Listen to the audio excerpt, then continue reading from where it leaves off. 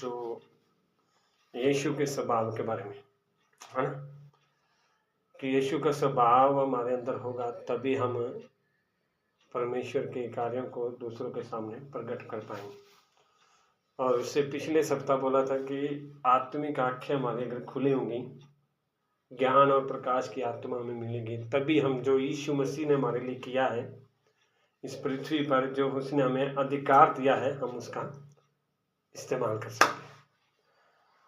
और आज जो मैं उसके जीवन के बारे में एक बात आपको बताना चाहता हूँ, वो बड़ी डिफिकल्ट बात है, सुनना भी बड़ा मुश्किल है और उसे करना भी बड़ा मुश्किल है। आज अगर संसार में जिसमें हम रहते हैं, मसीहियों को छोड़ अन्य जातियों को छोड़ मसीह भी उस कार्य को करने के लिए ना तैयार नहीं करते हैं, पर वो आधा करते हैं, पूरा कोई भी नहीं करते, है ना। वो कौन सी चीज है? हमारा जीवन ना, जिस जीवन में हम रहते हैं, जिस दुनिया में रहते हैं, हम जानते हैं कि संसार के अंदर कई प्रकार के लोग मिलते हैं, कई प्रकार की समस्याएं आती है, परेशानियां आती हैं, कई प्रकार के हमारे जीवन में ना कहते हैं डाउट आते हैं। तो कई प्रकार के लोग मिलते हैं, कुछ अच्छे भी मिलते हैं, कुछ बुरे भी मिलते हैं। उनके बीच में भी हम लोग ना उनके साथ वो व्यवहार नहीं कर पाते जो हमें करना चाहिए। समझना ना, चाहे अपनी पत्नी है, चाहे अपने बच्चे हैं, चाहे अपना परिवार है, मतलब जो व्यवहार उनके साथ हमें करना चाहिए ना, जैसा उनके साथ रहना चाहिए, हम उनके साथ वो रह नहीं पाते। कारण क्या है? क्योंकि हम लोग चाहते हैं उनके साथ खुश रहना, पर कुछ सवाल हमारे अंदर बैठे हैं, तो जिसकी वजह से हम उनके साथ वो व्यवहार कर। कारण क्या है कि आज अन्य जाति हो चाहे मसीह है, वो अपनी गलती को मानने के लिए तैयार नहीं। और जो मैं आज आपको बात कहना चाहता हूँ वो टॉपिक है दूसरों को क्या करना, माफ करना। दूसरों को क्या करना? एक शुक्रवार आप बोले थे ना, दूसरों को क्षमा करना, ये मेरा आज का टॉपिक है, दूसरों को क्षमा करना। तो मैं आज ना पिछले दिनों से ये बातें सीख रहा हूं। मैं सोच लो कि दूसरा कोई हमारे लिए गलती कर दे, उसको तो हम क्षमा करना तो बड़ी दूर की बात है। हमने जितनी गलतियां की है ना, हम किसी से माफी मांगे वो ही नहीं हमसे हो पाता। समझाई कुछ कहने के को नहीं है ना। मैं तेरे नाल कुछ गलत किया है ना, उनकी तो माफी मांगनी दूर की गल है, पर जेड़ा तू मेरे नाल गलत काम किया ना, वो भी माफी बंदा नहीं मांग सकता। क्योंकि एक सॉरी बोलना ना बड़ा अंकल तक समझ में आ रहा है। सॉरी किसको बोलते? क्षमा करना। पर ना मैं एक बात बताऊं, सॉरी और माफी मांगने में बड़ा फर्क है ना। सॉरी और माफी मांगने में बड़ा फर्क है ना साहब। सॉरी बोलना तो एक वर्ड है बस, किसी को अगर हम दुख पहुंचा दिया, ठेस पहुंचा दी, तो बोल दिया भाई सॉरी, माफ करिए, तो इसका मतलब है हम दोबारा भी गलती, हाँ दोबारा भी गलती हम गलती में तो होगी। हाँ मतलब भी चाहे अगले को कितनी भी ठेस पहुंची हो, हम उसको एक सॉरी बोल के टाल देते हैं, पर ये नहीं जानते कि उसके अंदर कितनी ठेस है लगी है। पर एक माफी क्या होती है? एक अंगीकार होता है, अंगीकार। एक होता है अंगीकार। अगर तुम अंगीकार करते हो ना, तो उसकी ठेस को आप आराम पहुंचा सकते हो। अंकल बड़ी सोच में पड़ा है, कुछ समझ में नहीं आ रहा ना। मैं तो समझ में आ गई। एक तो होता ना माफी मांगना, सॉरी बोलना किसी ने कि मैंने आपको सॉरी बोल दिया कि मेरे को माफ कर दो, वो तो होता है कि अगले बंदे को शांत करना। पर एक होता है दिल से माफी मांगना, अंगीकार करना, वो होता है दूसरे को शांति देना, हाँ दिलों माफ करना। जो अंगीकार होगा ना, वो गलती आप दोबारा कभी भी, जो सॉरी होगी ना, वो दोबारा गलती बार बार। राहुल खैर समझ में आ रही कुछ कहानी? सॉरी बोलना और अंगीकार करने में ना बड़ा फर्क है। मैं आपको एक वचन की ओर लेके जाता हूँ। उस वचन के अंदर ना एक व्यक्ति है जो प्रभु यीशु से बहुत प्यार करता है, उसको प्यार नहीं है, बस एक दुनिया के तरीके से प्रभु यीशु को उसने बुलाया अपने घर में, क्योंकि जिस माहौल में रह रहा था, आज के अगर मैं उसका नाम बताऊं तो वो एक फरीसी व्यक्ति था। फरीसी लोग क्या करते थे, पुराने नियम के अनुसार है, अपने आप को ऊंचा बनाने के लिए, अपने आप को बड़ा बनाने के लिए, हर एक कोई भी लीडर है, अगवा है, उसको अपने पास बुलाते थे और दूसरों के सामने अपना नाम बड़ा करते थे। इसलिए यीशु मसीह ने उनके बारे में क्या कहा कि ये दिखाने के लिए बड़े बड़े काम करते हैं, पर इनका मन मुझसे दूर है। तो इसलिए प्रभु यीशु मसीह ने उन फरीसियों के बारे में यह कहा कि इनकी सुनना जरूर है, पर इनके जैसे काम मत करना, क्योंकि ये बोलते कुछ हैं और करते कुछ और हैं। तो इसी प्रकार होगा कि यीशु मसीह जब अपनी सेवकाई में जा रहा था, तो उसने फरीसी ने यीशु मसीह के कई चमत्कारों के बारे में सुना होगा, कई मतलब भी उसके जीवन की गवाहियों के बारे में सुना होगा कि यीशु मसीह ये चमत्कार कर रहा है, यीशु मसीह अंधे की आंखें ठीक कर रहा है, मतलब भी कई प्रकार के यीशु मसीह को उसने चमत्कार सुने। जब वो चमत्कार सुनने के बाद उसने क्या किया, एक दिन यीशु मसीह को न्योता दिया कि मेरे घर में आना, जैसे अभी कह रही थी कि पास्टर को अपने घर में बुलाने। तो उसने देखा कि बहुत समय हो गया कि यीशु की बहुत बड़ाई हो रही है, तो मैं भी एक दिन क्या करता हूँ, यीशु मसीह को अपने घर बुलाता हूँ। हम एक वचन पढ़ेंगे, लूका रचित सुसमाचार उसका 7 अध्याय का 36 से लेकर 50 तक है, बहुत बड़ा लंबा है। तो मैं आज आपको एक उसके बारे में कुछ बातें बताना चाहता हूँ। तो अगर आप उसमें पढ़ना चाहते हो तो उसका 47 पढ़ लें, 47 और 48 बस, बाकी मैं इसलिए मैं तुझसे कहता हूँ कि इसके पाप जो बहुत थे क्षमा हुए, क्योंकि इसने बहुत प्रेम किया। पर जिसका थोड़ा क्षमा हुआ वह थोड़ा प्रेम करता है। और उसने स्त्री से कहा, तेरे पाप क्षमा हुए। हालेलुया। इसमें एक फरीसी है जिसने यीशु मसीह को अपने घर बुलाया। शुरू में अगर पढ़ेंगे तो उसमें लिखा है, फिर किसी फरीसी ने उसे विनती की कि वह उसके साथ भोजन करे, अतः वह उस फरीसी के घर में जाकर भोजन करने बैठा। जब यीशु मसीह के उसने चमत्कार को देखा, आशीष को देखा, तो उसका मन के अंदर एक सवाल उठ गया कि मैं क्या करूं, यीशु मसीह को अपने घर बुलाऊं, क्या करूं, घर बुलाऊं, है ना। फिर घर बुलाना है। तो फरीसी को जब यीशु मसीह ने मिला तो उसने बोला कि मैं आज चाहता हूं तो मेरे घर में है।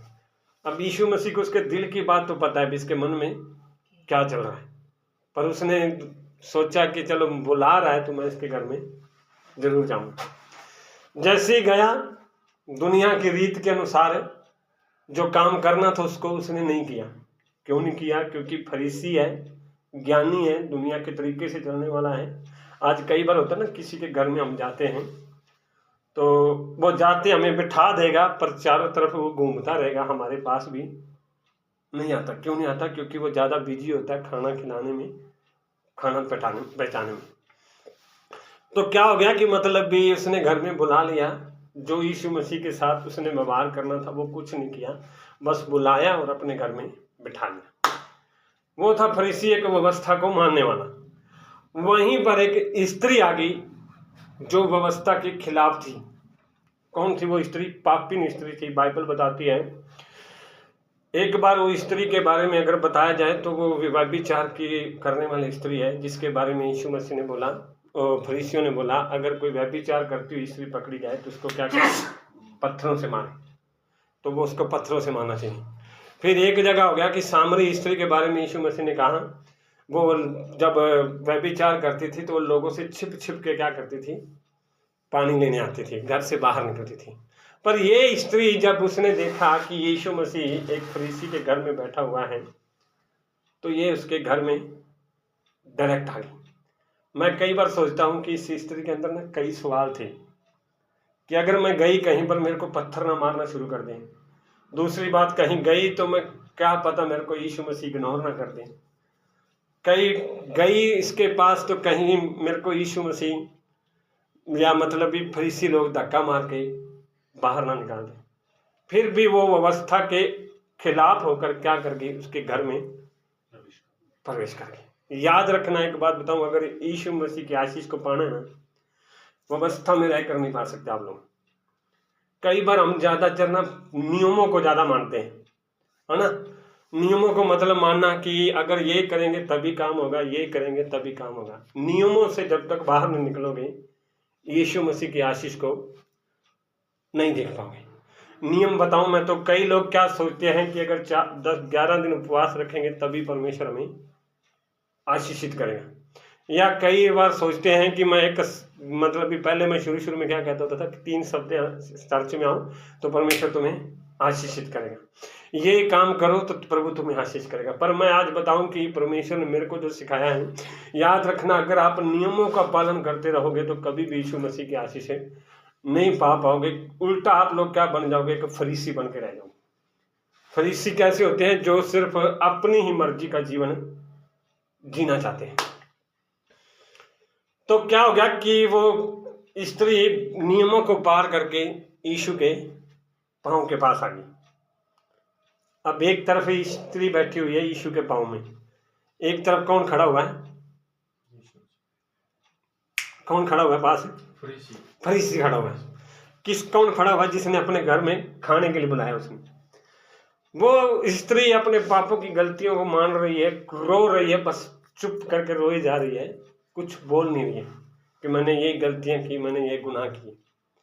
पर वहां पर फरीसी खड़ा हुआ क्या बोल रहा है कि ये अगर कोई भविष्यवक्ता होता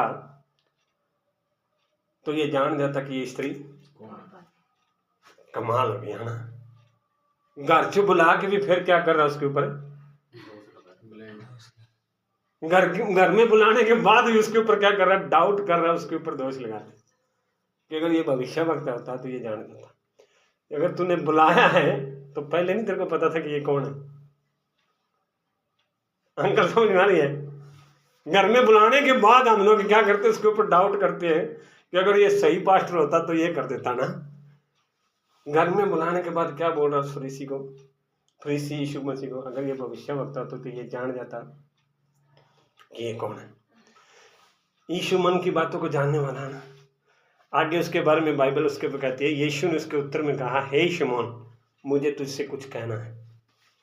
सोच लो, यीशु मसीह उसके घर में गया, खाना खिलाया, सब कुछ हो गया, कोई यीशु मसीह ने उससे बात नहीं की। पर जैसे ही एक स्त्री आई उससे क्षमा मांगने के लिए, यीशु मसीह ने उसके ऊपर एक सवाल उठा दिया, मुझे तुझसे कुछ कहना है। सोच लो, हमने एक पास्टर को घर में बुलाया है, सवाल हमें पूछना चाहिए या पास्टर हमसे सवाल पूछेगा? आज एक पास्टर किसी घर में जाना पूछना पड़ता है, कैसे आप लोग, ठीक हो, है ना। कोई विश्वासी आगे नहीं बताता कि हम ऐसे, हमारी समस्या है ना। तो यीशु मसीह उनसे क्या पूछ रहा है? मुझे तुझसे कुछ कहना है। क्या कहना है? वह बोला, हे गुरु कह। पहले बोलता कि ये भविष्यवक्ता होता तो जान जाता, फिर बाद में कहता हे गुरु। दुनिया के रीति रिवाज भी ना बड़े खतरनाक है ना। एक तरफ से कह रहा है भविष्यवक्ता होता तो जान जाता, दूसरी तरफ से कह रहा है हे गुरु कह, है ना। डाउट भी करे जा रहा, ऊपर से अपनी भक्ति भी दिखाया जा रहा। तो उसने कहा, हे, वह बोला, हे गुरु कहे, किसी महाजन के 2 देनदार थे, एक 500 का, दूसरा 50 देनदार का। जब उनके पास पटाने को कुछ ना रहा तो उसने दोनों को क्षमा कर दिया। इसलिए उसमें से कौन उससे अधिक प्रेम रखेगा? शिमोन ने उत्तर दिया, मेरी समझ में है जिसका उसने अधिक छोड़ दिया। इसका मतलब फरीसी ज्ञानी पक्का है ना, ज्ञान तो उसको है ना, ज्ञानी बहुत, ज्ञान उसके पास बहुत है। जैसे यीशु मसीह ने सवाल पूछा, पटाक देने जवाब दे दिया कि वही प्यार करेगा जिसका ज्यादा क्षमा हो। तो यीशु ने फिर एक सवाल जो बोला, जब से मैं तेरे घर में आया हूं, तुम्हारी फरीसियों की एक व्यवस्था है कि कोई घर में आने से पहले उसके पाँव धोता है, फिर उसको चूमता है, फिर उसके ऊपर तेल लगाता है। मैं जब से तेरे घर में आया तो चुपचाप खड़ा हुआ, मेरे साथ कुछ भी नहीं किया, है ना। ज्ञान इतना भी मत रखना कि जो परमेश्वर, आप किसी का आदर करना हो ना, वो आदर भी आपके मन से ना निकले। मैं जो आपको टॉपिक देना ना, उसी टॉपिक पे आऊंगा मैं। जो आदर है किसी को देना ना, वो आदर भी ना दे पाऊं। तो इसने क्या कहा, मैं तेरे पास आया, तूने मुझे पाँव धोने के लिए पानी नहीं दिया, पर जब से मैं आया हूँ इसने मेरे पाँव को आंसुओं से भिगो भिगो भिगो के मेरे पाँव को धोया है और अपने बालों से पोंछा है। दूसरी बात उसने बोली, तुमने मुझे चुम्मा नहीं दिया पर इसने मेरे पाँव को चूमना नहीं छोड़ा। और लास्ट बात बोलता है, तूने मेरे सिर पर तेल नहीं मला पर इसने मेरे ऊपर इत्तर उड़ेल दिया। 3 बातें हैं। इसमें से गहरी बात क्या बताऊं मैं? पहले नंबर पे उसने बोला कि मैं तेरे घर में आया परंतु तूने मेरे पाँव धोने के लिए पानी नहीं दिया। बाइबल क्या कहती है? क्या ही सुहावने हैं वो पाँव जो सुसमाचार लेकर आते हैं। नंबर 1, क्या यीशु मसीह उसको बोल रहा था कि मैं तेरे घर में सुसमाचार लेकर आया। दूसरा, तूने मुझे चूमा न दिया पर जब से मैं आया तूने मेरा पाँव, तब से इसने मेरे पाँव को चूमना ना छोड़ा। जब एक उड़ाऊ पुत्र वापस आया था तो उसके बाप ने क्या दिया तो उसको चूमना। चूमना क्या उदाहरण देता है? चूमना किस चीज को संकेत करता है? मन फिराव को। यीशु मसीह उसको कह रहा था कि मैंने तुझे सुसमाचार दिया, तेरा मन फिराव किया, तूने मन फिराव ना किया। फिर दूसरी बात क्या कह रहा है? तूने मेरे सिर पर तेल नहीं मला पर इसने मेरे पाँव पर इत्र मला। तेल किसको दर्शाता है? पवित्र आत्मा को। याद रखना, तेरे पास सुसमाचार आया, तेरे पास वचन आया, तूने मन फिराव नहीं किया, पवित्र आत्मा भी तेरे पास है नहीं आया। मिलना किसको चाहिए था? फरीसी को। और मिल किसको गया? स्त्री को, है ना। मैं एक बात बताऊं, वो स्त्री कैसी थी? वो ना अपने सिर पे तेल डाल के ना क्या करती थी? लोगों के सामने अपने आप को प्रकट करती थी। लोग उसको देखकर ना, व्यभिचार करने वाली स्त्री क्या होती है? जब तक अपने आप को सजाती नहीं, लोग उसके ऊपर अट्रैक्शन नहीं करते। अगर तुम पुराने नियम में पढ़ोगे तो उत्पत्ति की किताब में याकूब का जब यहूदा और तमार उसकी बहू थी। तमार एक विधवा थी पर फिर भी उसने जब अपने सिर पे हार श्रृंगार, जब अपने इत्र उड़ेला ना, तो उसके ससुर ने ही उसके साथ गलत काम कर दिया। इसके पास पूरी जीविका थी, अपना इत्र लगा के अपना जीवन निर्वाह करती थी। पर जैसे यीशु मसीह के पास गई, उसने अपना इत्र की शीशी उसके पास है तोड़ दी। मतलब उसने अपनी जीविका ही उसके सामने फेंक दी। खाना खिलाने वाले ने बुलाया, वो वहीं का वहीं खड़ा हुआ है। पर एक स्त्री आई जिसने अपने मतलब भी पापों को क्षमा मांगने के लिए प्रभु के सामने अपनी जीविका को रख दिया। याद रखना, फरीसी का विचार था सॉरी मांगना। फरीसी का विचार था सॉरी मांगना, इसलिए उसने खाना भी खिलाया और बीच में कुड़कुड़ाया भी। स्त्री का विचार था क्षमा मांगना, इसलिए उसने यीशु के सामने अंगीकार किया। इसलिए यीशु ने उससे कहा, तूने कम प्यार किया इसलिए तेरे कम पाप क्षमा हुए, इसने बहुत प्यार किया इसलिए इसके बहुत पाप क्षमा हुए। एक बात बताऊं मैं, अगर आप किसी को क्षमा नहीं कर पा रहे हो ना, तो आपकी प्रार्थना भी नहीं सुनी जाएगी। समझ में ही कुछ? अगर आप किसी को क्षमा नहीं कर पा रहे हो ना, तो आपकी प्रार्थना भी नहीं सुनी जाएगी। कहां पर लिखा है? याकूब की पत्री उसका 5:16 में लिखा है, जहां पर भी तुम बैठते हो एक दूसरे के सामने अपने पापों को मान लो और धर्मी जन की प्रार्थना से बहुत कुछ हो सकता है।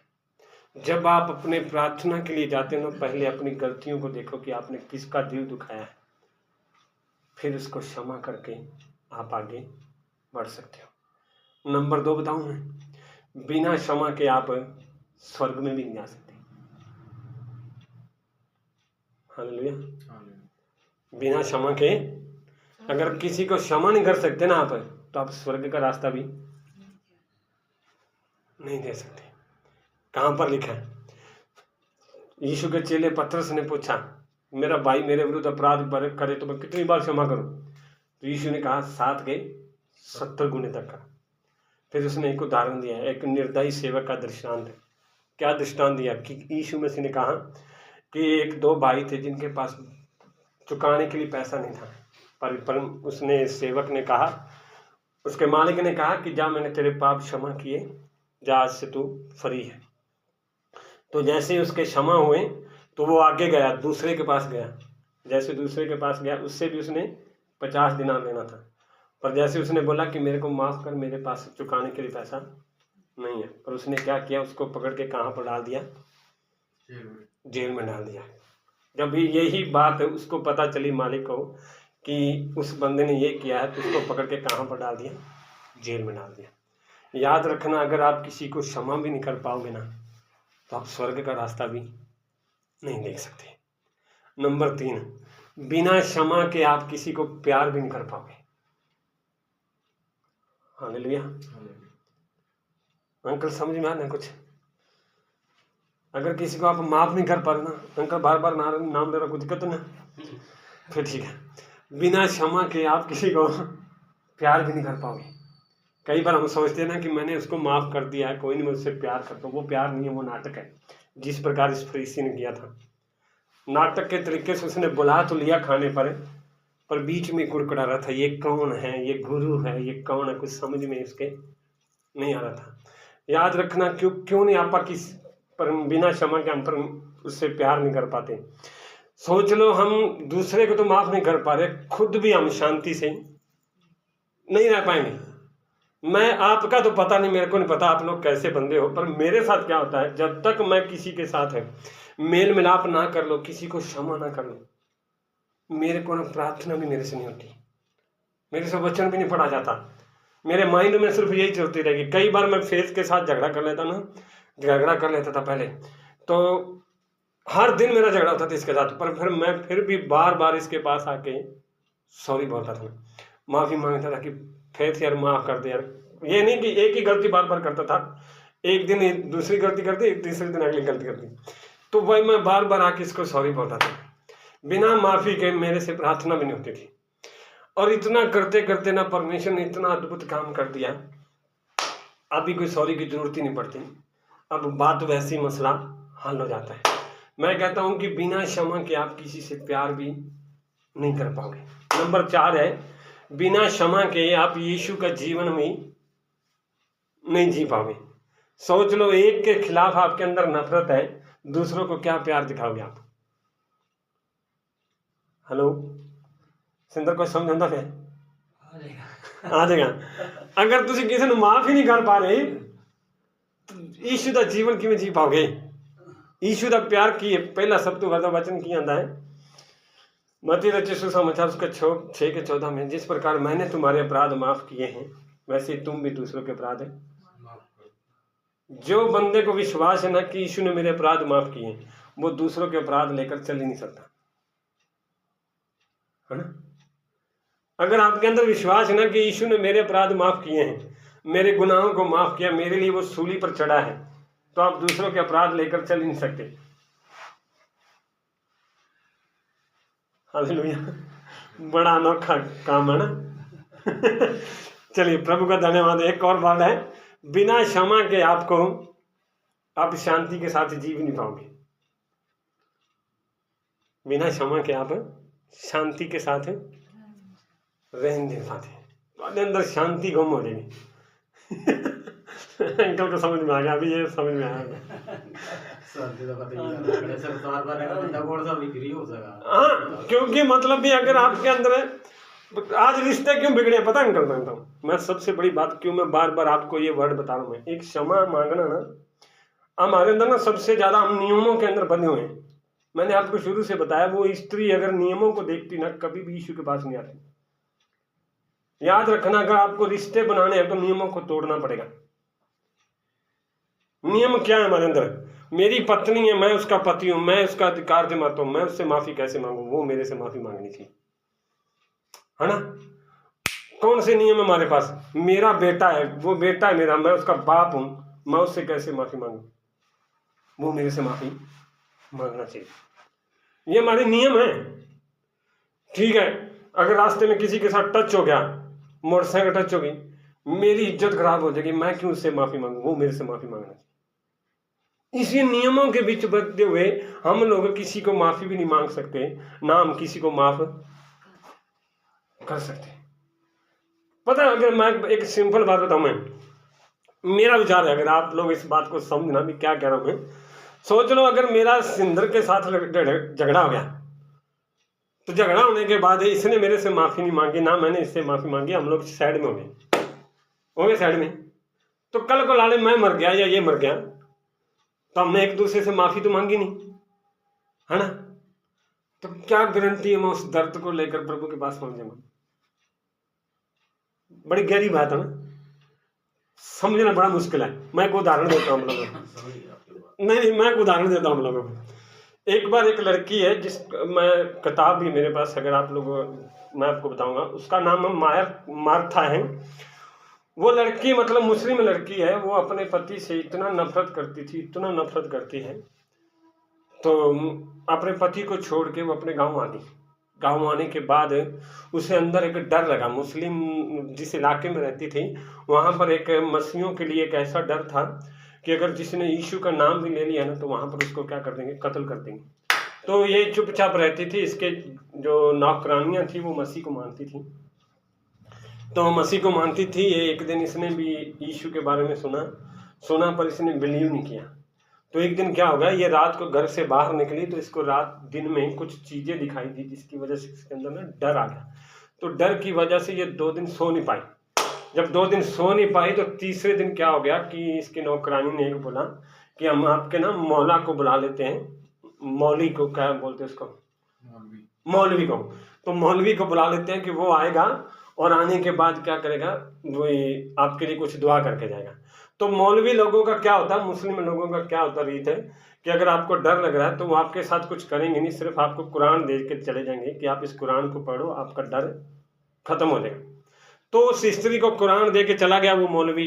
बुजुर्ग सा आया, मतलब उसने सोचा कि पता नहीं ये क्या करेगा, पर उसने कुछ नहीं किया। आते ही उसको कुरान दी और बोला ये पढ़ो और आपका डर खत्म हो जाएगा। उसने कुरान पढ़ी, 1-2 पन्ने पढ़े। पढ़ने के बाद उसको कुछ समझ में नहीं आया, तो उसका डर भी नहीं खत्म हुआ। तो उसने एक वचन उसमें से पढ़ा जो रोमियो की किताब में लिखा है कि उस परमेश्वर ने जाति जाति पर, अन्य अन्य लोगों पर अपनी करुणा प्रकट की। तो उसने सोचा कि ऐसा कौन सा परमेश्वर है जो हर एक जाति को प्यार करता है। तो उसने यीशु मसीह के बारे में सुना, यीशु मसीह पर बिलीव करना शुरू कर दिया। तो एक पास्टर से भी मिली, तो बिलीव करते करते ना उसको परमेश्वर के ज़्यादा दिलचस्पी बढ़ने लगी। तो उसने अपनी नौकरानियों को बताया कि मैं यीशु को जानती हूँ। तो इतने में उसकी नौकरानियां भी डर गई कि कमाल होगी, एक मुस्लिम लड़की कैसे यीशु का नाम ले सकती है, क्योंकि वो इलाका एक ऐसा इतना खतरनाक था कि अगर यीशु का नाम भी लिया तो उसको खत्म कर देते थे। क्यों? क्योंकि उससे पहले एक जो नौकरानी उसके घर में रहती थी, उसका भाई ने यीशु के नाम को वहां पर लिया था, तो उसको मार दिया गया था। तो उसी डर में लोग बैठे हुए थे कि कहीं अगर इसके बारे में लोगों को पता लग गया तो पता नहीं क्या करेंगे। तो क्या हो गया कि ये कुछ प्रभु में बढ़ना शुरू हो गई, वचन में चलना शुरू हो गई। चलते चलते क्या हो गया कि एक दिन ये कह रही है कि मेरे अंदर ना दिल में ना कुछ बीमारी उसके फैल गई। बीमारी फैलने के कारण उसको अंगीकार करना था। तो एक बार एक पास्टर से मिली, तो पास्टर उसको बाहर से आया, अंग्रेज आया, तो उसके लिए दुआ कर रहा है। तो दुआ करते करते उसको बोल रहा है कि आपने किसी को माफ़ नहीं किया है। कह रही ऐसा कौन है बंदा, मैंने तो सबको माफ़ किया, मैं उससे प्यार करती हूँ, कोई भी किसी से नफरत नहीं करती। कह रहा याद कर किसके साथ किसको नफरत किया। कह रही मैं अपने पति से बहुत नफरत करती थी, उसको छोड़ के। तो कह रहा जाके उससे माफ़ी मांग। कह रही वो तो मर चुका है। तो कह रही फिर अब इसका क्या होगा। तो उसने बोला कि जा ऐसा करें, अगर तू अंगीकार कर सकती है, परमेश्वर के सामने पश्चाताप कर सकती है, तो उसकी फोटो के सामने अपना पश्चाताप कर। हैरान है, जो सामने पति के सामने नहीं कभी अंगीकार कर सकी, वो फोटो के सामने कैसे अंगीकार करेंगे। उसने बोला पास्टर जी मेरे से नहीं हो पाएगा, क्योंकि मैं उससे इतनी नफरत करती हूँ, उसकी शक्ल मेरे माइंड में इतनी गलत बैठी हुई है कि मैं उसकी फोटो भी अपने घर में, अगर मैंने ना घर में नहीं रखी हुई, मैंने अपने पेटी में दबा के रखी हुई कि उसकी शक्ल मेरे कभी सामने ना आए। कह रहा है अगर आपको इस शांति को देखना है ना, तो पहले जाकर उससे माफी मांग। वो घर में आई, 1-2 दिन बीत गए, 3 दिन बीत गए, कुछ भी उसको तसल्ली नहीं बैठ रही। कभी बाइबल पढ़ रही है, कभी दूसरे पास्टर से बात कर रही है। एक दिन क्या हो गया, एक दिन सोए सोए उसको रात को स्वप्न आया कि स्वप्न में उसने देखा कि उसके पास एक क्या बोलते एक सेंट की शीशी पड़ी हुई है, कि उसकी शीशी से सारी घर में सुगंध फैल गई और उसका प्रेम उमड़ने लगा। तो उसने बोला इसका परमेश्वर उदाहरण क्या है। तो उसने कुछ सीधा डायरेक्ट परमेश्वर ने बात किया, अपने संदूक को खोल। उसने संदूक खोला, संदूक के अंदर क्या था? कुछ नहीं था, सिर्फ उसके पति की फोटो पड़ी थी कपड़ों के नीचे। कह रही है प्रभु इस संदूक में तो सिर्फ कपड़े पड़े। तो कह रहा कपड़े के अंदर फरोल क्या है? उसने खोला, उसके पति की फोटो आ गई। हैरानगी वाली बात है, आप किताब को पढ़ लेना, जैसी फोटो उसके सामने आई ना उसकी आंखों से आंसू नहीं रुके। वो रोई जा रही है, रोई जा रही है, रोई जा रही है। कम से कम 3 घंटे उसकी आंखों से आंसू नहीं रुके। जैसे उसके आंसू रुकते गए, उसके पति को उसने देखा ना, उसके फोटो को देखते उसका चेहरा खुश हो गया। जो पति के नफरत उसके अंदर आज तक बचपन मतलब आज तक फंसी हुई थी कि मैं अपने पति को कभी माफ नहीं करूंगा, उसी पति को देखने के बाद उसके चेहरे में खुशी आ गई। मैं आपको क्या कहना चाहता हूँ कि हम अगर किसी को क्षमा नहीं कर पा लेना तो हमारे अंदर इतनी नफरत पैदा हो जाएगी कि हमारे लिए वो बंदा भी किसी काम का नहीं रहेगा। याद रखना, माफी मांगना या माफ करना आपको परमेश्वर के करीब लेकर जाएगा। जितना आप परमेश्वर के सामने, क्यों माफी मांगना क्यों सही है, मैं एक आपको बताऊंगा। अगर आप पुराना नियम के अंदर कितनी भी बातों को पढ़ोगे ना, कितने नियम के अंदर जहां जहां लोगों ने पाप किया, जितने भी गुनाह किए हैं, जो जो बंदा परमेश्वर के सामने अपने आप को दीन करके आया, उसने गलतियां मानी है, वहीं पर परमेश्वर ने उसको माफ कर दिया। देख लो, अगर पुराने नियम अगर आप पढ़ोगे तो उसमें बाइबल क्या कहती है? परमेश्वर कहता है कि अगर तुम मूर्ति पूजा को मानोगे ना तो वो मेरा सबसे बड़ा दुश्मन है। और मूर्ति पूजा मानने वाले लोग भी जब प्रभु के सामने आके बोलते थे ना कि पिता मैंने अपनी गलतियां मानता हूं, मैंने गुनाह किए, मुझे माफ कर, मुझे माफ कर, परमेश्वर उस पर दया कर देता था। अगर आप सबसे बड़ा उदाहरण बताऊं तो योना के जीवन के अंदर है। योना कितना मतलब इतना ढीठ बंदा था, उसको पता था नीनवे के लोग कितने खतरनाक लोग हैं, वो कभी भी बदल नहीं सकते। उन लोगों के लिए परमेश्वर ने बोला, उनको वचन सुना क्या। हैरानगी वाली बात है, योना के अंदर पहले ही क्रोध भरा हुआ है, वो दूसरों को क्या वचन सुनाएगा है? तो उसने जाके वचन सुना दिया भी ठीक है लोगों। तो इतने लोग मतलब भी नम्र हो गए, उन्होंने उपवास रखा, अपने कपड़े फाड़ दिए, अपने आप को परमेश्वर के सामने दीन कर दिया। तो सोच लो, हैरानगी वाली बात है, परमेश्वर ने उनके ऊपर दया कर दी। मैं आपको क्या कहना चाहता हूं कि हमारा जीवन है ना, मसीह में कई बार ब्रेक कब मारता है? जब हम किसी को क्षमा नहीं कर पाते। हम ना कई बार दुनिया से नहीं लड़ते, हम अपने आप से लड़ लड़ के पागल हो जाते हैं। कई बार अगर आप लोगों से बात करोगे ना, उनका नफरत दुनिया से नहीं, अपने आप से हो रही है। हेलो, समझ आ रहा है ना? कई बार नफरत लोगों से नहीं है, किससे है? अपने आप से है। हम अपने आप से ज्यादा लड़ रहे हैं। मेरे अंदर क्यों ऐसी नफरत आ रही है? कभी आप सोच के देखो, आज आप अपने घर में जाके कभी भी बैठ के सोचना, कितने लोगों को आपने माफ किया है, कितने लोगों को आप माफ कर रहे हो, या कितने लोगों को माफ नहीं कर पा रहे। सबसे बड़ी शैतान की यही टारगेट है। बाइबल बताती है शैतान इतना घमंडी है कि वो अपने आप को नीचा नहीं करना चाहता। ज्यादातर लोगों के अंदर बीमारियों का कारण भी माफी ना मांगना है। कई मसीहों के अंदर मैंने देखा, कई मसीहों के अंदर सोच, अगर आप किसी को माफ करते हो, मैं आपको उसके 3 पॉइंट बताता हूं। अगर किसी को आप अपने दिल से माफ करते हो, आप सोचोगे, आपके अंदर डाउट होगा कि मैंने आज तक किसी को माफ नहीं किया होगा, पक्का किया होगा, पर आपके अंदर 3 सवाल होंगे। कौन कौन से होंगे? नंबर 1, आप कभी भी उस बात की ओर दोबारा ध्यान नहीं करोगे।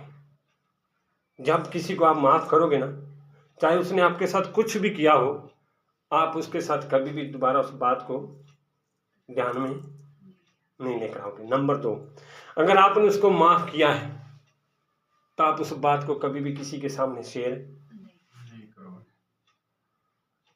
जब आपने किसी को माफ कर दिया ना, तो आप उसकी बात को किसी के सामने शेयर नहीं करोगे। नंबर 3, उस बात की वजह से आप अपना व्यक्तिगत संबंध खराब नहीं करोगे। समझ में कुछ करना? मैं दोबारा एक बार बोलता हूं, अगर जिस बंदे को आपने माफ कर दिया ना, तो आप उस बात की ओर दोबारा कभी ध्यान नहीं करोगे। नंबर 2 है, जब आप किसी को माफ कर दोगे तो आप उसके बारे में कभी भी दूसरों के सामने बात नहीं करोगे। और नंबर 3 ये है, जब आप किसी को माफ करते हो तो उसका साथ व्यक्तिगत संबंध आपका कभी खराब नहीं होगा। ये तीनों चीजों में अगर आज भी आपके अंदर डाउट है ना, तो मैं कहता हूँ आप अपने दिल से उसको माफ कर दो। मैं कहता हूँ एक बार उसको माफ करके देखो, आपकी लाइफ बदल जाएगी। वो चाहे कितना भी दुखी रहे, आप वो शांति का जीवन जी पाओगे। आपके अंदर एक सवाल आता है ना कि अगर मैं माफ कर दूं तो कैसे पता चलेगा कि उसने मेरे को माफ किया कि नहीं किया। आप तो अपने दिल में माफ करो ना उसको, आप अपने आप से फ्री हो जाओ ना। कई बार हमारे अंदर ना ये डाउट रहता है। मसीहों में एक बात बताऊं, क्षमा आपको ही नहीं, जब आप किसी को माफा करते ना, आपको ही नहीं आपके साथ रहने वालों को भी बदलती है। जब आप किसी को क्षमा करना सीख जाते हो ना, तो आपको ही नहीं बदलती, आपके साथ रहने वाले ना उनके अंदर भी बदलाव लेकर आती है। यीशु मसीह का प्यार क्या था पता है? हम इस माफी के लायक नहीं थे, फिर भी उसने हमें माफ किया। मैं हर बार हर संडे एक ही बात बोलता हूँ, कोड़े लग रहे थे, जवान था, 30 साल का जवान था, नंगा था, कच्छे में खड़ा था। सिर्फ कच्छा भी कौन सा था, सिर्फ ये पहनने वाला जो आज तक पहने थे। नंगा खड़ा था, कोड़े पे कोड़े मारे जा रहे थे। कोई भी ऐसा मतलब भी शरीर का अंग नहीं बचा था जहां पर उसको चोट ना लगी। लोग उसको मारे जा रहे थे, लोग उसका पसीना खून उसका पसीनों की तरह बह रहा था, पानी की तरह बह रहा था।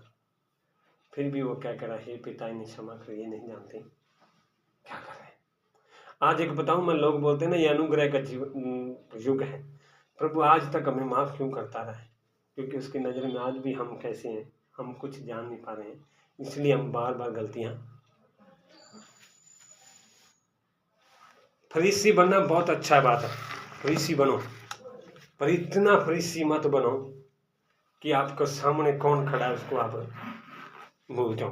पौलुस सुलेमान कहता है, तो अपनी समझ का सहारा न लेना, वरन संपूर्ण मन से यहोवा पर भरोसा रखना। मतलब वो क्या कह रहा है कि आपके पास इतनी समझ ना आ जाए कि आपका भरोसा परमेश्वर से दूर हो जाए। समझ होनी जरूरी है, पर इतनी समझ ना आ जाए कि आपका भरोसा परमेश्वर से दूर हो जाए। इसलिए मेरे प्रियो, मैं आज आपको यही कहना चाहता हूँ, अपने आप को देखो कि आपने कहाँ पर किसको क्षमा नहीं कर पाए। आज अगर आप उससे माफ करना चाहते हो ना, अपने दिल से बोलो कि प्रभु मैं उसे क्षमा करना चाहता हूँ। आप उसे माफ कर दो, फिर देखो आपके अंदर प्रभु कितने अद्भुत चमत्कार आपकी लाइफ के अंदर है। आज तक जो आप उससे बात नहीं कर पाए ना, वो आप कर पाओगे। अगर आपको आज लगता है ना कि मेरे लिए माफी देना बड़ा मुश्किल है, तो आपको पश्चाताप करने की जरूरत है कि प्रभु पहले तू मुझे माफ कर कि मैं दूसरों को माफ करता हूँ, है ना। हमें लगता है ना कि हम किसी को माफ नहीं कर पाएंगे, हमारे से हो ही नहीं पाएगा, हम किसी को माफ कर नहीं पाते। पर वो बाइबल बताती ना, न तो बल से न शक्ति से, परंतु उसकी आत्मा के द्वारा हो जाएगा। इसलिए यीशु मसीह ने कहा, सुसमाचार तुम्हारे पास आया है, मन फिर आप किया है, तो पवित्र आत्मा का तेल ले लो कि आप दूसरों को क्षमा कर पाओ। इसलिए उस स्त्री को बोला ना, स्त्री ने वही तीनों काम किए, सुसमाचार को सुना, मन फिराव किया और पवित्र आत्मा का तेल डाला। इसलिए यीशु मसीह जिससे भी मिलता था ना, इसलिए एक ही बात कहता था, तेरे पाप क्षमा हुए, जा फिर दोबारा पाप। इसका मतलब यही था कि वो कह रहा था कि तेरे माफ तो हो गए हैं, किसी के सामने अब दोहराना मत कि मैंने क्या किया था। हालेलुया। परमेश्वर आपको इस वचन के द्वारा आशीष करे। आइए हम दुआ करें।